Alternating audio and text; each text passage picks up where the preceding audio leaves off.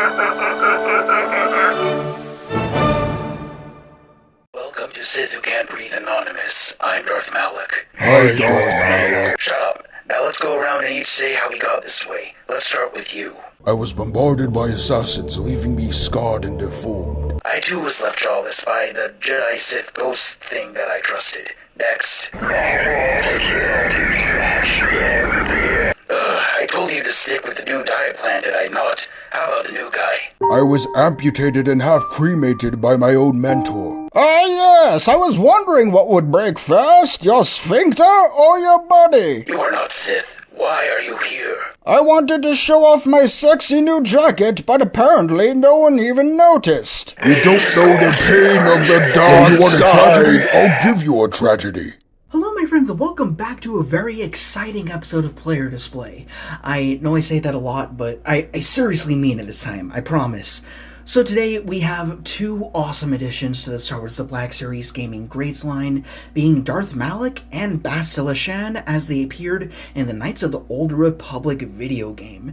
Now for those of you who don't know what KOTOR is, as many could tend to call it, KOTOR is a video game which released in the early 2000s, and many have come to say a statement which I actually agree with. It has since become regarded as one of the best Star Wars stories ever told, and that definitely rings true if you know anything about the game. As we review these figures, actually I value the story so much, I'm going to do my best to keep this spoiler free, so we're just going to be reviewing these figures as they are. Obviously when we do some size comparisons, it'll get a little bit spoilery, but yeah, we're going to keep it pretty brief in the lore department. But as for these figures themselves, I'm going to say straight off the bat, this is some of the best plastic work that I've seen Hasbro do in a very long time. Everything here is brand new, perhaps except for Malak's red blade, and that's it. But everything else, nice and fresh, everything redone, all new molds, all new paintwork. The photoreal, I think, is improved. There's just a lot of really good stuff going on, whether you know KOTOR or not. These are two fine Force wielders to add to your shelf. But anyhow, I'm going to go ahead and shut up, and let's go ahead and focus on Darth Malak. So let's start off with Darth Malak's box, and of course you can tell it's part of the green packaging, which is slowly being rolled out officially, I believe. But as we pull up in a little closer, we have a very fine portrait of the figure himself. Might be a CGI render, I'm not totally sure, but it pretty much is exactly what the figure looks like. Looking really sharp, beautiful holographic Gaming Greats logo. These used to mean that they were GameStop exclusives, but now that GameStop seems to be sinking below the waters, I guess that's something they can't really do anymore. We have Star Wars Knights of the Old Republic. I guess the motif for that game will be blue. That kind of goes for most Gaming Greats, I suppose. Darth Malak, one of those beautiful side shots on the side. I really can't wait to get more KOTOR characters so we can complete that mosaic over time. Off to this side, we have a more vanilla pose of the figure himself, with the single accessory he comes with, which is technically two. We have the lightsaber with removable blade, a feature which has been steadily improving with each release, I feel like. Off to the back, we have a little bit of a bio, so I'll push in there for anyone who wants to be in the know-how. Very interesting character. I love this guy a lot. Very prototypical Vader in a lot of ways. Perhaps more so Malgus than Malak. I know their names are similar, but the character's very different. And Malgus is also being expected in the Gaming Greats wave, so be on site for him. He'll be coming in very soon, I hope. Move on downstairs, we gotta continue a little bit with our tradition. Over here we have Start audience! And off to the bottom. Alright, fine. I guess we'll go roll through them one more time. Green Arrow. Aslan. C. U. Canada. Underline. EAC. I hope you're not sick of the Man of Steel, because here we have once again... I am Superman. I'm going to be straight up honest with you right off the bat here. I was getting a little bit bored and unexcited by the Star Wars Black Series line. I just felt like it was a lot of either just really boring reuse, repaints, or just characters from films that we don't really care about as much, at least for me. So I was kind of tapping out and moving my sights to different lines.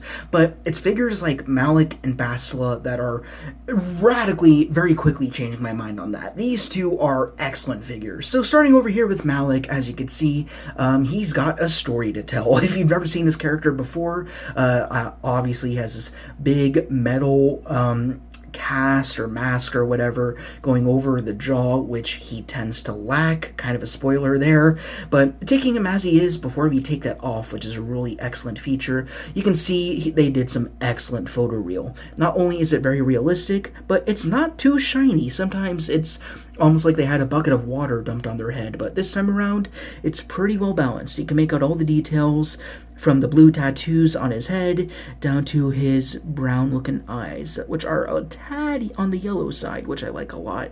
He's slowly verging onto full Sithiness, I guess, right? Going around to the portrait, you can see almost this marification. Looks like he was burned or cut. I'm really not too sure what went on here. I feel like the color choices could have been a little bit better, but it is really nice how the scars are sculpted in, which I do really like. But I don't know, I kind of feel like he should look a little bit more irritated, I guess, in the flesh, but it doesn't rub me too much the wrong way. I still think it looks very cool. Quick sidebar before you proceed forward. It is worth mentioning that we have seen figures of both these characters before, way back when. Malak in the 2007 30th anniversary wave of 3.75-inch figures. Then we also had a figure in the same scale for Bastila, and I think the early 2010s in the Black Series wave before it was rebranded as the Vintage Collection wave. And both of those figures, I don't have them on hand right now, but I do have photographs of them, so go ahead, get out your system. I know they look really bad. They haven't aged well at all. They're pretty damn awful. Carrying on with this figure, so as we go on to the back, you see more of this metal jaw going all the way around along with the blue tattoo, looking absolutely spectacular. And one of the absolute best parts of this figure, which I was really curious about how they were going to handle it, is removing the metal jaw. I thought it was going to be a very rubberized piece that you kind of have to peel off, kind of like Echo's helmet from Bad Batch, but in this case it's actually segmented into two, so if you wanted, you could have one side masked and one unmasked, so you could do kind of a battle damage thing, whatever you like. But basically the way you do it, the best way I found anyways, because it's a totally new mechanic, is you go to the back, you can see that there are those two gaps between the plastic, so you're gonna want to kind of pull them away. You don't have to be super gentle, they prop right off. You see there's two little slots right there. Exact same thing over here. Let's give a little bit of grunt work, slide that off, turn it around, and there we go. That's the, well, I was going to say face reveal, but rather it's kind of a lack thereof.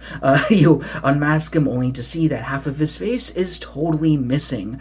I will leave out the plot details surrounding that. If you want to know more about KOTOR, absolutely play the game.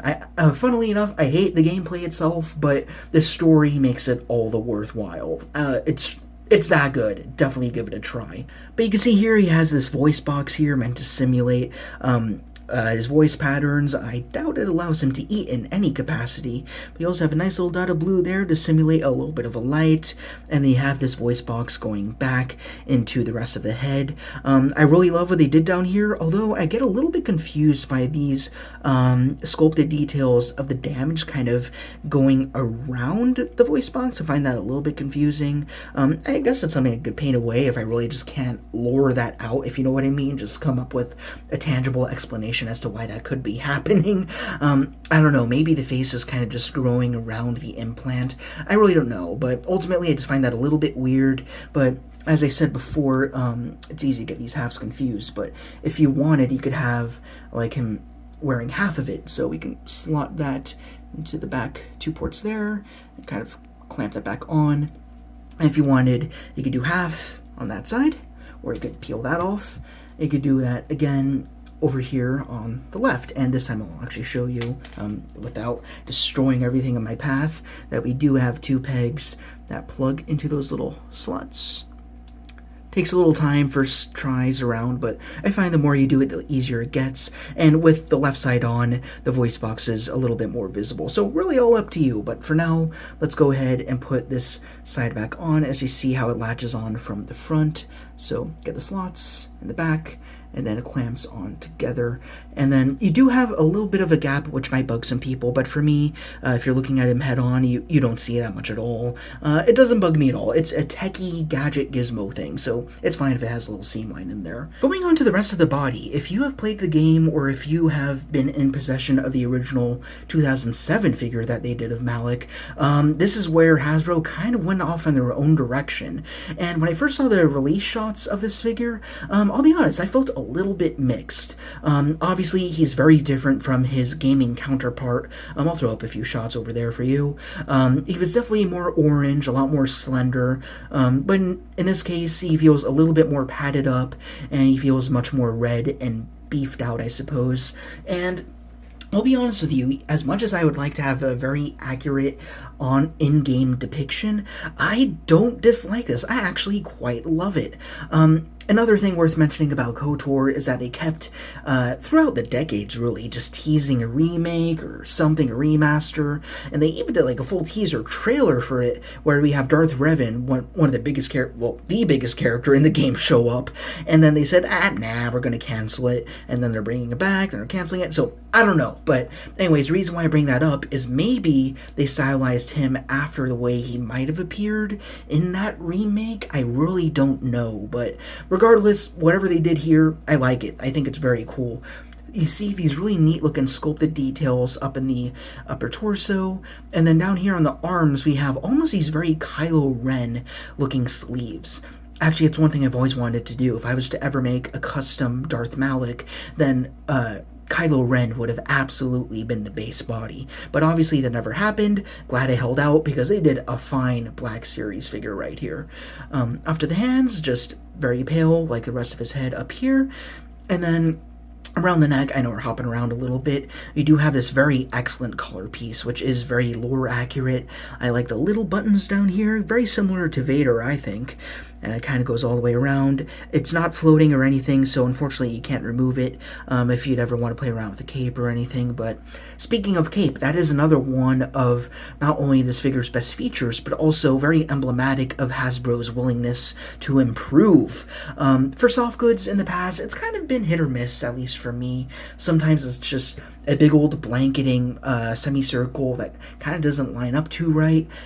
Sometimes the hoods are very floppy, but then we saw with re-releases of Palpatine, for example, they figured out a way to stitch down the hood so it feels a little bit more natural and less toy-like. For most Black Series figures, if you had a cape going over the shoulders, it felt a little bit awkward. But you can see here, we have like a half cape going over one arm. And the thing that makes a difference is this one seam that they did that allows the cape to kind of overlap on top of that sleeve. And that makes a world's difference. Without that, it kind of just be cupping out. It would feel very awkward and strange. And that's definitely something that I would have to go in and customize with like a glue or stitch work of my own. So I'm glad that that's a step I do not need to worry about. That is fantastic. And the gravity is very good. Just right material, not too loosey-goosey, not too rigid. It feels very high quality. I don't feel like it's going to fray, fall apart. It's great. I love this cape a lot. Going on down, we have some hard plastic robes continuing from the belt up here, which is also very well sculpted. Well, everything here is. Then going down to the legs, more of that red continuation on the pants. And then down here, boots are boots. I say it again. But some gloss coat might have been nice. I might do that on my own. If you don't count his mask as one of his accessories, or rather two, since it does break up into two parts, he does come with one accessory, being his lightsaber, which, from what I can tell, is pretty accurate to the game. Perhaps slightly more stylized, just to give it a little more realism. I'm totally good with that.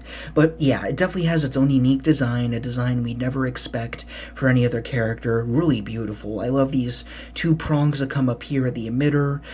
You got some buttons over there. Sometimes, like, I've seen Star Wars figures where there's no button at all, so you're like, how the hell do they turn the blade on? But here, it's there, so I like that pronunciation.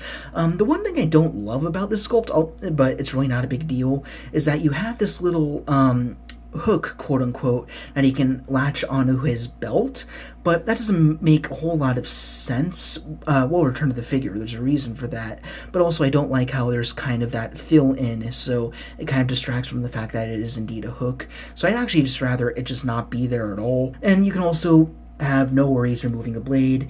It's a stronger, I guess, version 2 of that blade. A thicker peg, making for easier removal and reinsertion. It's a nice, tender click. I like that quite a lot. So the reason why I wanted to come back to this figure, and the reason why I wanted to critique this little hook anymore, is first of all, there's nowhere to put this hook anyways on the belt. And the reason for that is, the second reason why I dislike that hook is because you are supposed to store the lightsaber in this sheath in the back, which is great, actually. You can just slot that right in, and then let the cape kind of drape back down. And, yeah, you can kind of make out the lightsaber still poking out from the back, which is kind of neat accent work. But then again, it's so hidden, you might as well just not have it in there anyways. Might as well just port it to the side. But, like, the reason that we have that holster there, for me, I'm like, why have that hook at all? Might as well just snip that off. So I'll think about that. I mean, I don't think it bugs me enough to warrant that, but I don't know. I'll keep that in mind. It's something I'm willing to do, and something that would be easy for you to do as well. As for articulation, again, it's got all the makings for a brand new wave of a promising Hasbro future. So starting off with the head, we have a pretty solid amount down, especially considering all the armor that he's got built around him. Not a lot back, though, unfortunately, because of the way that the collar clashes with the metal jaw. He does have some swivel, though it kind of turns upward against the collar piece, symmetrical both ways. A little bit of tilt, so you can have a little bit more attitude in there. Sorry, I'm swaying off camera. I don't know why. As for the torso, I think it's a ball joint, so you have all the swivel you'd like. You have a little bit of tilt forward, not really a ton back, and then some side to side. It's more swivel than anything, not a huge deal. The shoulders are a little bit hindered by the nature of the sculpt, but still pretty okay, although it is very soft. They are working on that. Clearly, if they know when there's a sculpt going on at the shoulder, they're sure to make it a little bit soft to allow for some more articulation, and that is apparent here. So if you want it straight up, you can do that almost. I wouldn't leave it that way. I might screw up the sculpt a little bit, so we'll put that back down for now. Bending it up without rotating the shoulder joint comes out to a solid 90. As for the elbows, you can see it's got the deep cut, so it goes past 90. That's like a solid 30-degree angle right there. That's really good. As for the wrists, they swivel, and both of them, I'll say that again, both of them hinge up and down, which should be for pretty much every Star Wars Black Series figure. Although for this guy, it's a little bit tough because the sleeves kind of cup around it, so you need to push it in a little bit to really get the full effect. I will even switch to the other hand for now, just to give you an idea of what it's like for him to hold the lightsaber, but yeah, bending it all the way in. See, it kind of goes past 90 just a little bit, and going back down, which is a pose I usually prefer for my lightsaber figures. He goes straight out, like he's challenging you in Mortal Kombat. Do have another ball joint hidden beneath the belt, which allows for all the more movement that you'd want from the torso. So all together, that much back, that much forward, and then you have great tilt, and then any swivel that you'd like. So really, this beneath the pecs is just swivel, but if you want any torso movement, rely on the waist. That's pretty much the negotiation there. As for legs, comes out that much back in. They kick forward very well, but it is kind of hindered by the skirt a little, which is not too big a deal. Back, very good. Actually forgot to mention that you have more of that skirt continuing on with the sculpt over there. As for the knees, they come back to 90. Again, they're kind of trading out the double jointed knees for better sculpted single joints, which I'm personally fine with. Let me know what you think about that in the comments, because I know that was a controversial decision. They do swivel a bit. I always forget to mention that these Black Series knees tend to swivel these days, which is a very cool change, I think. No swivel at the boots, but you do have forward and back in the shoe portion of the boot, along with your rocker, which is very well done. I really love this figure. For any KOTOR fans out there, customized no longer. I think this guy does the job beautifully, and then some. Very good figure. Now let's move on to the second part of this video, being Bastila Shan. I think it's Shan, but either way, this figure is really awesome as well, but pretty much the same makings as we saw in the Malak box, because they come from the exact same wave. Let me get a little clearer there, but yeah, you got the portrait of the figure once again, the Gaming Great sticker, another excellent artist depiction of her off to the side with that blue highlight. Then on the side over here, you have the figure again with her one accessory. Again, just a lightsaber, but really just being that these are both figures are brand new sculpts and paints and everything, that's totally fine by me. You have the figure once again on the back. Then you also have her bio over here. I'll be honest, when I thought that the original early 2000s polygons that made up Bastila Shan couldn't get any hotter, Hasbro clearly proved me wrong. This is a beautiful looking figure, and also a lot more accurate to the game than Malak, interestingly enough. So pulling her up a little closer, let's start off with the head sculpt. Again, more photoreal. This time, of course, better taken advantage of over Malak because this time there's nothing covering her face at all. Oh man, what is there to be said? It's a beautiful sculpt. It looks very human, which is a good thing. There's none of that uncanniness that we saw with the hand-painted faces. I'm glad those are long gone. I also really love the hair sculpt, which is actually also more accurate than the original Black Series figure in the 3.75-inch scale. Weirdly enough, on that figure she had more of a ponytail, but here she more has like these little two tufts, I guess, and then the smaller ponytail up top. So yeah, this head sculpt is probably one of the best I've ever seen, not just on a Star Wars figure or Hasbro, but just on a toy. It's just one of the best likenesses to a human being who doesn't even exist. Going down to the rest, again, I said this is very accurate to the game. She has this very unique tunic, which is very Old Republic. If you've played any of the 3 Old Republic games, this is something that you could just pull right out of them. You go into the profile, you see all the different layers that we have. We have some maroon, a little bit of dark brown, but usually the costume is predominantly like this mustard yellow, I could best call it, I suppose.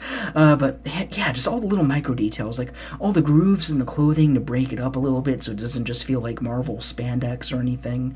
Then you also have some rivets going around on the maroon torso bit over there, and then you also have like these gauntlets on wrists, and some hand pads, and also flesh tone hands, which also match very well with the face. Sometimes that's the thing that happens with figures where you have a nice skin tone on the head, but then you go to the hands and it's totally different because of repaint or whatever, but here matches just fine, so that's good to see. Same with Malak, they line up just fine.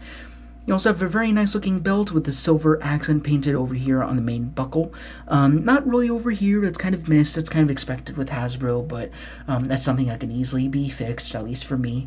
Onto the back, you get the Bastila butt, and you have this floppy little doodad going on. That's actually pretty much throughout this figure. You see there's a lot of floating, hanging down pieces, which I really love. It gives her a lot more of a profile, makes her a lot more distinct and unique. She doesn't feel generic or anything like that. You don't feel like this is a Jedi you just see walking around the Geonosis arena or on the console or anything. There's a little bit more story going on with her, and those just give her a lot more intrigue, I think. I also forgot to mention that she also has some nice little shoulder pads, which are executed very differently from figure to figure. We most likely see these on stormtroopers, clone troopers, and whatever, and usually they're kind of hooked into the back of the arm peg, but in this case it's directly connected to the tunic by way of a very small piece of plastic right there, so you could see it kind of parts at that back corner, which I like, and then it gravitates very well over the rest of the shoulder. Going down to the legs are usually the least exciting of any figure, but yeah, continuing with that mustard yellow, we got some boots, and boots are boots. I say it again, but a little bit of a high heel. Now I actually need to push out a little bit as we look at a very unique addition to the Star Wars Black Series being a double-bladed lightsaber, but it's a very beautiful saber. Also, it's yellow-bladed, which might be a first for Black Series, correct me if I'm wrong, but that's also a very nice change. If they were to ever have done that for a figure in the past, it probably would have been for Rey Skywalker, I guess, but obviously that never happened, so yeah, I'm pretty sure this is the first time you saw a yellow blade in the Black Series, which is great. But also, of course, these blades are removable, so if you want her just having a single-bladed saber, you can absolutely do that. And that looks pretty cool, too. I like that she could be having two hands on this longer saber over here, and they could just have the one blade kind of knocking people around. Like, I like how Darth Maul kind of did that when he first sprung into action in Phantom Menace, so that's something that you could definitely do. But you can also remove both blades if you want her just holding the saber itself and nothing more. And unfortunately, there is no waist storage, unlike Malak. There's no way to hang this on her belt or anything, which would have been nice. But anyways, pushing in, you have some really nice ornate details going around, just like stylistic choices, like these carvings, and you got this really nice grip. And I also like how the saber itself is not warped or anything. It seems pretty straight. I'd still probably give it heat just for good measure, but it's beautiful. I love the saber a lot. Everything about this figure is gorgeous. Like Malak, articulation could never disappoint with Bastila. I think it's even better than Malak, in fact. I mean, makes sense. She's a more slender character, and that means there's a lot more room for more big joints, pretty much. So as for the head, actually, I don't think Malak has, two, like, dumbbell joints, right? Does he? It's hard to tell. I think he might have a joint in there, but it's kind of for naught, just because of all the armor that he's got around him. But as for Bastila, because she is not really armored much at all, you have full clearance to both head joints. So using them both together, she goes all the way down, not really a ton back. Alright, so that's something that Hasbro needs to fix up next. But you do have excellent tilt, almost neck breaking, crazy. And then you also have some swivel. One thing I would want to be wary of is when you have this neck joint, just be careful if it's spinning around as you're moving the head or anything like that.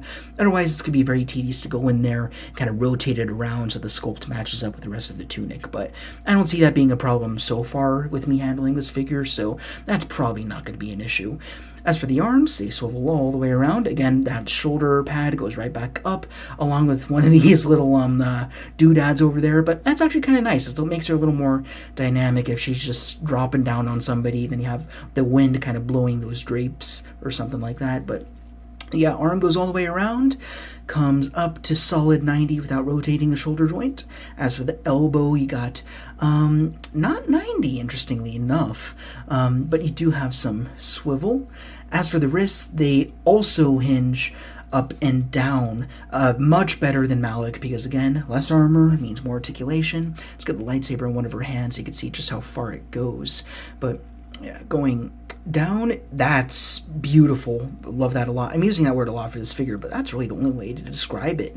And then as for going upwards, yeah, also pretty good. More hits 90 than going as far back as that does, but that's great. And they can do a whole lot of double wielding poses with this figure. She's just great. It's so quick to get her in a really nice dynamic pose because she just handles herself just fine. Moving down to the legs, you have a thigh cut over here. I think we had one on Malak that I might have forgotten. We do, so yeah, there's Malak there. But so you have that. You have kick out, not 90 at all, that's alright. Forward, pretty good deal, 90 if you wanted her doing a cool Jedi kick. Goes back that much, V's out a little bit at the butt. As for the knees, actually here's a case where they did keep the double joint, which is absolutely fine by me. Comes out that much further, a lot more than Malak, which makes sense. She's a lot more dynamic than he is. Just characteristically makes sense.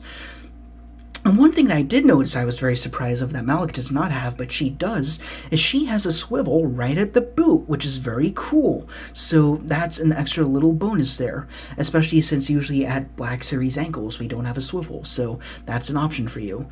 And as for the ankles, we have that much back, which is ludicrous, and then we have that much forward, and then of course we've got your patented rocker.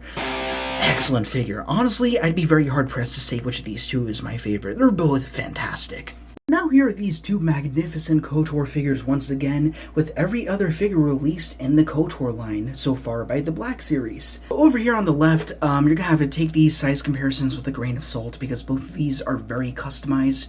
First off is my totally overhauled Darth Nihilus. He was originally done on the Darth Maul body, which, as I've said in a previous video, is one of my least favorite Black Series bodies of all time, if not my absolute least. So he was replaced with a Kylo Ren body, simple head swap if you wanted to, and all the soft goods were custom. And if you want him to have some Force Hunger, Force Lightning, whatever, then I actually got that from the DC Multiverse McFarlane Injustice 2 Reverse Flash. So if you can find that figure on sale, that's a good way to get that. Then we also have the original release of Darth Revan, who is height-wise no different from how he was before, but he does have some custom work, as you can see. This is the original release, not to be mistaken with the Archive Wave, as you could tell, with the much thinner and much more fragile lightsaber blades. And then in the middle right here, I think this is the figure that I most wanted to see beside these two, being Lightside Revan, which is of course the exact same body as the Darkside variant, just, you know, new soft goods and new paint pretty much. Now, one thing I really love about this figure is the way that he scales up with Malak and Bastila. I like how he is the same height as Bastila, because I usually imagine him just being a little bit on the shorter side. I don't know if I have any reasoning for that. That's just always what I pictured. And then again, Malak's kind of the hulking Vader type. He's supposed to be a lot taller than the usual person, so I'm okay with these two actually being right side by side, head to head. I think it works just right, especially if you know the story of KOTOR. Then we also have the big old badass Zalbar over here, also from Gaming Greats. Uses the default Chewbacca body, and naturally he dwarfs everybody on this desk. Then over here, I threw in the Obi-Wan Kenobi Vader, just as a little bit of an extra if you wanted to put any of these characters besides your more familiar Star Wars icons. So as you can see there, he's a little bit on the taller side, as he should be, but not quite as tall as a Wookiee. Is anyone really? But then lastly, all things must end with Star Wars The Black Series Muck Muck. Did you know that the Force is strong in my family? Let's see what's behind that stupid mask of yours, punk! Put it back on. It's really gross. I don't like it. Please put it back on. I don't like it at all. It's really gross. I think there has been an awakening, because Hasbro has finally woken up and they fully understand what the fans want. These two figures are very emblematic of a very bright and shining future for the Black Series, I think. First of all, they're just great figures in them of themselves. Like, forget KOTOR, forget the fact that they're some of the best Force wielders that we've seen in a Star Wars story, but just the paint, there's no reuse at all, the fact that they got the photoreal pinned down to a T, the articulation's really good. I mean, yeah, room for improvement, sure, but certainly improved over what we've seen before. It's just up and at 'em for Black Series. And second, just the fact that they come from a very niche IP, which is kind of what people have been demanding from Black Series at this point. We already have the essentials. We have all of our original trilogy characters, we have most of our prequel trilogy, and we could arguably have too much sequel trilogy, right? And they're also spilling into Clone Wars a little bit of micro-series as they went, and now they're doing Gaming Greats, and that's a line that I think everyone looks forward to the most, just because it tackles so many sparse subgenres within Star Wars. As for Old Republic, it is my favorite era within Star Wars, and honestly, I don't knock back anyone who says that Knights of the Old Republic is one of the strongest Star Wars stories ever told, if not maybe the strongest in certain aspects. Again, I'm not going to talk about it too much here. I'll probably discuss that more in some upcoming Pod Guy podcasts I've been working on, but really, the game is a treasure. Again, I do not like the gameplay at all, but the story, the characters, the dialogue supersedes everything. I highly recommend the game, as much as I recommend these figures. I just love that the KOTOR shelf is expanding. I'm loving the fact that we're going to get the entire crew eventually, at least that's what it seems like. I mean, they've done the big wigs. These really are the three that you need, but we know there's more. So that's pretty much a wrap on these figures. I could ramble on so much more on not just how well they're done, but also how much I love the game. But again, we'll save my thoughts on that for the Pod Guy podcast. As for these two, highly recommend. I hope they're still pretty available. I don't know if they're going to sell out super fast or not. I just know that as soon as they were available, pre-ordered them, instant, no questions asked. Anything KOTOR, I'm getting them. That's just how I work as a collector. So thank you guys so much for watching. Let me know what figure you think is best of these two. I think they're both pretty much on par. They do exactly what they need to do, and then they have a little bit of surprises there on out. Love them a lot. Can't wait to see what they do in the future. If you like this review and would like to see more, and would like to check out the backlog of other videos that I've done in the past, then please, as per usual, be sure to like, comment, and subscribe. O anger, a dark lord of the Sith. Thank you guys once again, rock on, and I will see you all later. comment that I did want to mention while we're here is one concern that I have about the Black Series Revan is the fact that he was released so long ago.